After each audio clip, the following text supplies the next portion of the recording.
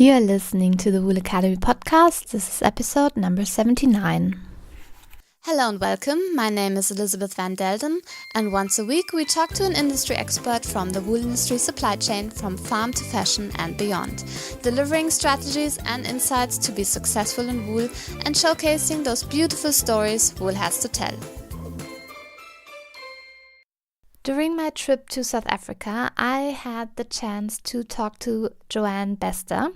Joanne works as an auctioneer for BKB. And what is so fascinating about Joanne is that she's actually the first woman to work as an auctioneer at the local wool exchange in South Africa since it was established in 1920. I hope you enjoyed this interview as much as I did. Just for your background, we recorded the interview in Joanne's office during a very hot day with the air conditioning going in the background. So I hope you don't mind this very natural background environment. So Joanne, it's lovely talking to you here in your office at BKB. Thank you for your time. It's a pleasure. And I would like to ask you to talk a little bit about yourself, introduce yourself and tell us about the work that you do in the wool industry. Alright, so my name is Joanne Bester. I am 25 years old and I'm an auctioneer here at BKB. And tell me, what would be a typical day in your job? A typical week would probably be more accurate. would involve a lot of technical work in the warehouse, where I currently oversee some of the functions that happen there. On Tuesdays we often have clients who are visiting the warehouse who will be watching their wool on auction on Wednesdays, and so I help out taking them through the warehouse, taking them on tours, showing them everything that we've changed in the last year and what we're planning to do, because we've got quite a lot of new operations happening in the store. And we also have moe auctions on about every second or third week, basically on a Tuesday. So it depends on how busy the season is. When it's peak season, we're more every second week, and when it slows down, we're about every third week or maybe once a month. So on those days I'm normally quite busy because I help out at the moe auctions also. And what made you decide to become an auctioneer? I didn't actually pick auctioneering as a profession. It wasn't something that I dreamed about growing up and I wanted to do that. Mm-hmm. I just really loved the wool trade and I wanted to work in the wool trade, and so ended up in Port Elizabeth and quite coincidentally landed up in auctioneering. And what fascinated you about the wool trade that you wanted to work in? I grew up on a farm and my dad's a merino breeder. So as merino breeders go, we're very fond of our wool. And I think that's what fascinated me about the wool industry and getting involved in the industry. And can I ask you also what is like your background? Did you study something in particular? Or? Yes, I did study at an agricultural college. Mm-hmm. So that is just outside of Middelburg, which is close to my hometown. I studied there for 3 years, did my diploma. It's a very well-known course in small livestock farming, and they've got a very, very good practical that they offer that a lot of the universities don't. So I got a lot of practical exposure at work at studying over there. Okay, excellent. Now, you invited me yesterday to sit in on the auction, so I was able to see how an auction goes on. But for our listeners, can you tell us about maybe first the concept of the auction, what is all involved, and then maybe later also tell us about the actual auctioneering. But let's start with an auction itself. What all does it entail? Right, so if I can create a picture of how the auctions would work, all wool and mohair auctions in South Africa are actually held at the exchange, which is across the road from BKB. It is a beautiful auditorium that was built way back in the wool trade. There are 2 identical sale rooms that run simultaneously, where normally 2 auctioneers will take turns in conducting the auction for the various brokers who sell one after the other at the exchange. There is a data capturer from BKB present the whole time as we record the proceedings live. She also ensures that lot details, price and buyer information is on display for the buyers and the public to follow on a screen that's situated behind the rostrum. There are also ladies from Cape Wools who capture the data for research and so forth that they use afterwards. And then, of course, the buyers. There are 7 buyers in each sales room, or they represent 7 buyers' houses. And behind them is an area designated to the public, and we often have farmers who come and watch the proceedings when their wool is selling. So BKB would hold an auction, but then also other wool brokers would also hold their yes. auctions. Okay. So generally, BKB and CMW are the 2 biggest traders, and we will actually run. BKB will run in both auditoriums at the same time, and so will CMW, and we'll take turns every second week who's first and who goes second, and then the small brokers are divided in accordingly. They don't necessarily have an auction each week, depending on how many volumes they've got. But you sell one day per week? Yes, generally, but at the stage we're actually running quite often on Tuesdays as well. So like this week we had the tax catalogue, and it's a really big catalogue, so in order to get everything fit on one day we end up running 2 days.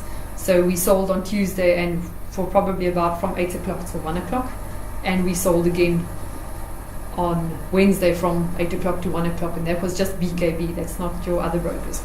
And the tax catalogue is what exactly? That is when the farmers try to, they put their wool on the auction so that they'll have the least tax implications to pay on it. So we just named it the tax catalogue. It's really, this is not our peak season anymore. Our peak season has actually just gone over, but this catalogue is always a very big one.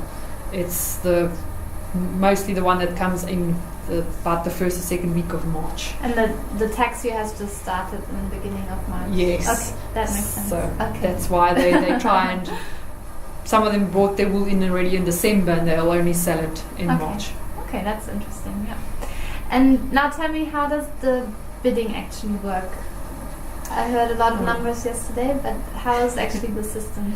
Okay, the system in place is that the auctioneer and the buyers both have catalogues in front of them from which they sell and purchase respectively. The catalogues have got all the information, all the specs that they need to know, and the types and the valuations and that. Of course, the buyer's catalogue will have a valuation price that we don't put on the seller's catalogue. So the auctioneer's catalogue has that valuation price that we use as a guideline to put a price on the wool, and then we'll actually have a look at what the market is doing at that stage, and we will actually adjust it. So we'll see one type is going much higher today than what it was going last week, and we'll add 10 Rand or 20 Rand onto our valuation price when we call out a price. So that's basically the starting price that we give as an indication. Either the buyers will take it and they'll carry on, or they're going to try and get in underneath it if they reckon that'd be too expensive. And once the first buyer calls out a price, the rest will start bidding against him. So we bid in increments of no less than 10 cents, but he can bid more. So he can bid 10 Rand more if he wants to, but he can't go less than 10 cents. And then as soon as the last buyer has put in his bid, we will drop the hammer, and then that lot is considered sold. So. But yesterday I heard like the buyers call out like 5, and then the other one would say 10, and then the next one would say 6, and then it would be 10. So what does the 10 mean? The 10 is normally 10 cents. Okay. And the 5 would normally be 5 Rand. So you get used to it differs slightly in the mains where you probably saw them selling yesterday, and in the stores, but you get used to the buyers who are sitting in your auditorium, and they've got their own ways of calling a price. So it's actually quite confusing sometimes when I just started and I had to go over to the mains where I don't normally sell, and they'll call out 1, and then I'm like, okay, that's probably 1 Rand, but sometimes they mean 10 cents.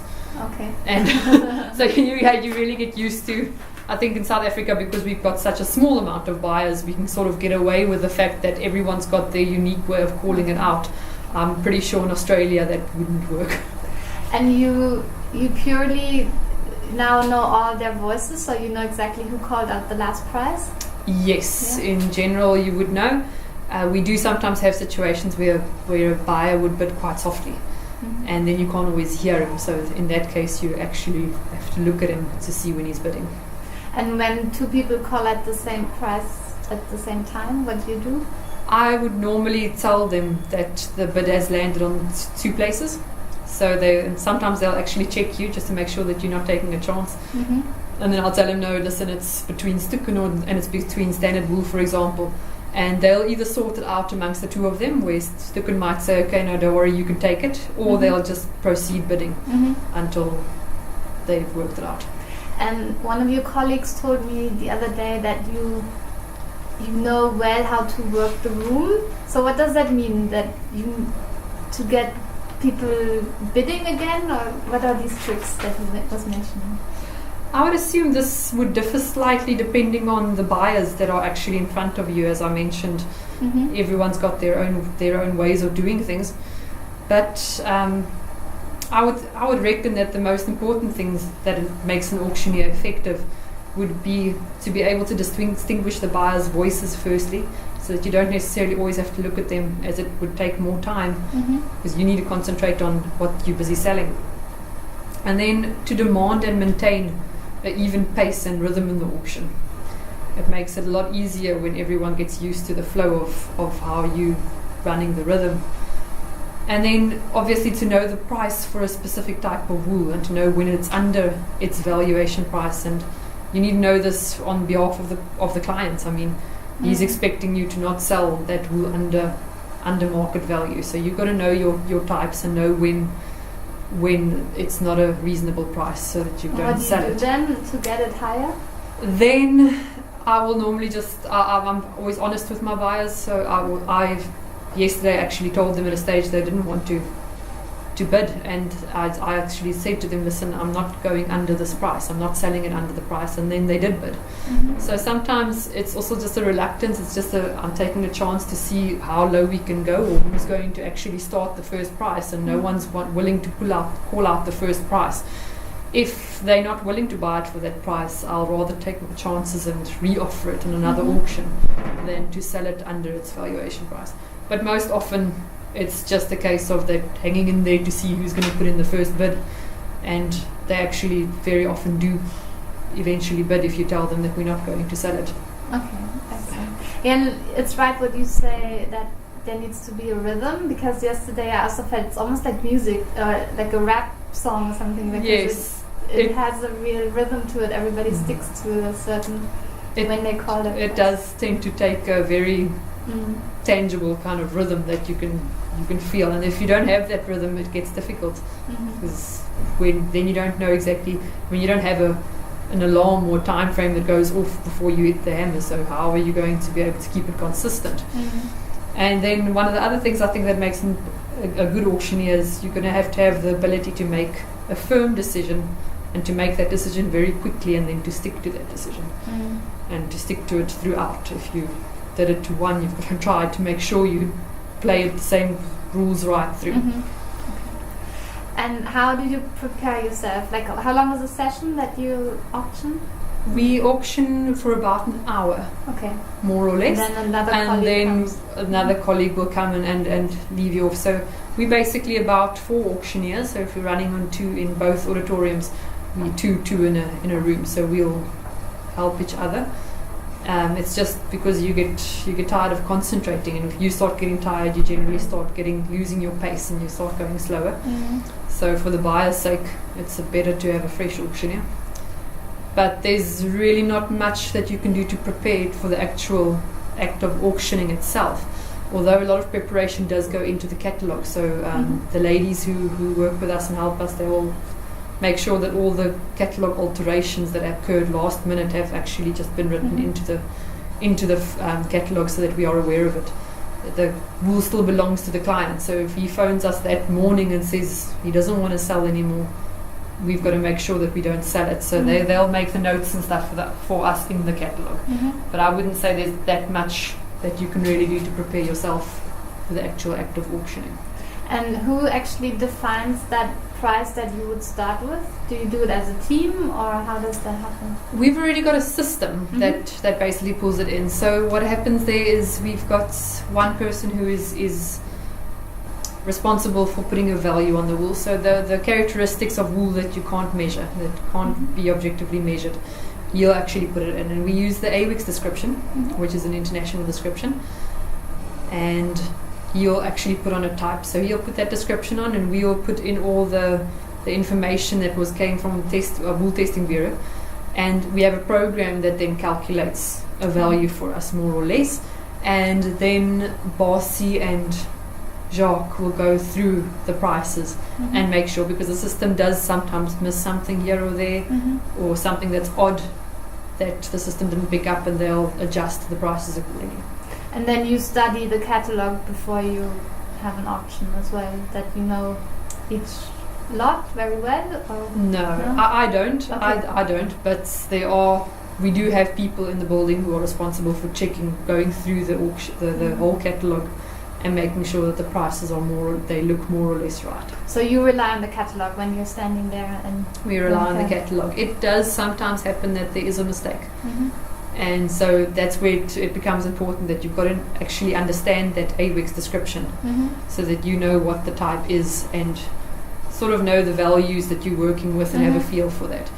Because, as I say, it does sometimes happen that a price was just typed in incorrectly, and if you've got no idea what those specs mean, you're not going to know where to sell it.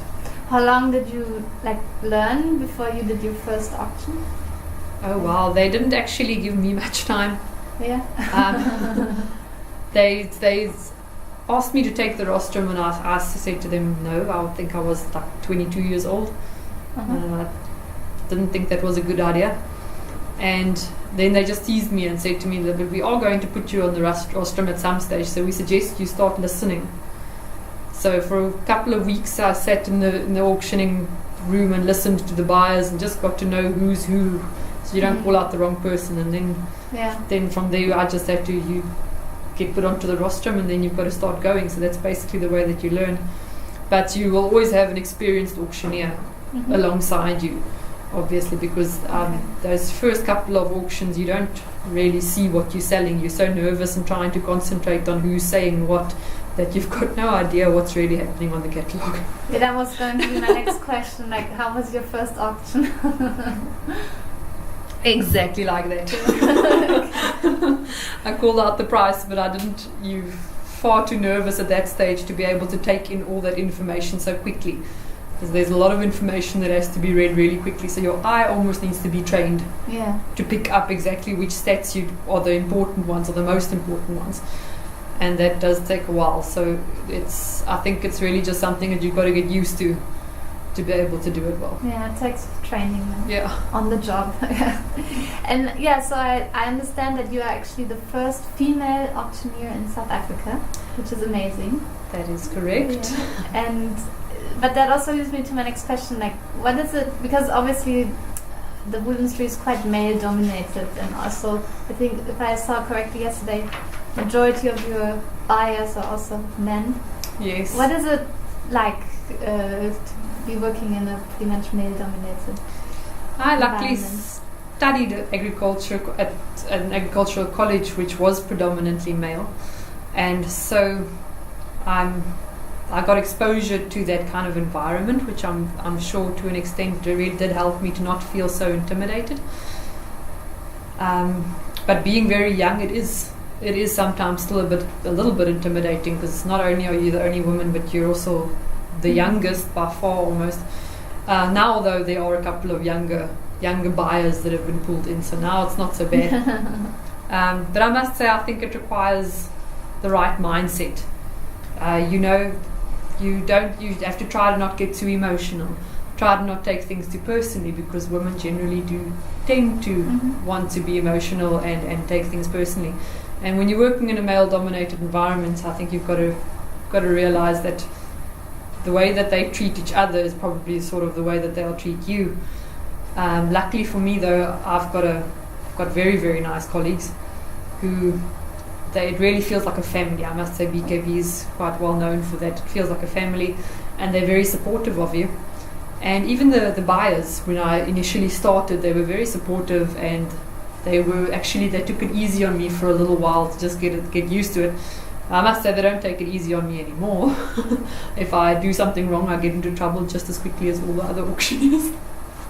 But they did take to it well. And another question, moving away from auctioneering, I also understand that you mentioned in the beginning that you grew up on the farm, and I understand it's in the Karoo. So tell me a little bit what it was like growing up on the sheep farm. I think that's a priceless experience, really. I think that is probably where my passion for the industry came from. If I hadn't been exposed to that, I would not have likely been interested in it. But also, I must say, I think a lot of the knowledge and the experience that I can use in the industry today, I gained over there. It makes a different context if you actually know how it works on the farm and how it works where it all starts, and to be able to take it through the process. If I have a look at people who didn't have that background and how difficult it is for them to have to learn the wool, and it's a characteristic thing that you works with touch and with feel and with the hand eye coordination basically, and it's not everything can be measured, so it's a very objective or subjective thing to do, and I see how they struggle. But if you've been exposed to it since a young age, it makes it a lot easier. And I think that's also to an extent maybe why being a woman in the trade, it makes it a little bit easier, because if a client speaks to me, I can actually speak to him a little bit about management on the farm. I can speak to him about breeding, because my father is a breeder, quite a well-known breeder. And so obviously I've learned a lot from him, and a lot from just listening to him and the way that he describes things. So I can actually speak to them and say, well, you know what, this is how the selection works, and this is how breeding works, and your management is going to differ from one area to the next. And to have that background, I think, also gave me a big head start, because now they don't just look at you as, what does she know? Because they actually see, okay, wait, hold on, she does actually understand this. So that does help. And what I like what you said earlier is that you are acting on behalf of the interest of the wool growers, and particularly that particular wool that you're selling in that moment. So I think that background, that you know what all stands behind all the hard labor, and then right that second you're responsible for getting him or the grower the best price. So and that's a really unique to understand job. the value that's behind it. I think that's what makes it for me actually such a rewarding job. I don't think I would have found it so rewarding if I hadn't been exposed to that environment. Yeah. And what do you say to younger generations and also younger women who are thinking to get into the wool industry? What kind of advice do you give them? Or? I would say you've got to be passionate about wool. You've got to be passionate about the lifestyle. There's sort of a feeling to it that if you love nature and you love that kind of, you tend to love that type of environment, you'll probably do better at it. Being a woman in particular, as I said, if you're going into a male-dominated environment, you're going to have to just be a little bit more thick-skinned, and it doesn't necessarily mean that you have to be any less ladylike. I don't think it's. I mean, there's no point in trying to act like a man. You're probably not going to get away with everything that they do anyway. But you just need to sometimes realize that most of the time when they say something, they don't mean it nasty, or they're not trying to be personal about it. It's just the way that they think. So I would say for a woman, you have to try and bear that in mind. But for younger generations, it's a very rewarding industry to work in. I think it's a very unique industry to work in. And it's global. It's not only in one place. So it can open up a lot of doors. Yes. One of my friends actually, who also studied at Grootfontein, has just gotten a position quite recently with a buyer. And she's at this moment in America, busy traveling around and seeing everything on the farms and how they do it over there. So it really does open a lot of doors that other trades don't necessarily. And I think it is a rewarding trade to go into. Excellent. Well, thank you so much, Joanne, for your time. I really appreciated talking to you. And good luck with all your auctions and the work that surrounds your job. Thank you very much for your time. I appreciate it. Thank you. Hopefully you enjoyed this episode with Joanne Bester. and hopefully you learned a lot about wool auctioneering. If you want to find out more about Joanne as well as about BKB, then head on over to the show notes at elisabethvandelden.com/079. Once again, elisabethvandelden.com/079. Thank you for listening. Talk to you again next week, and bye for now.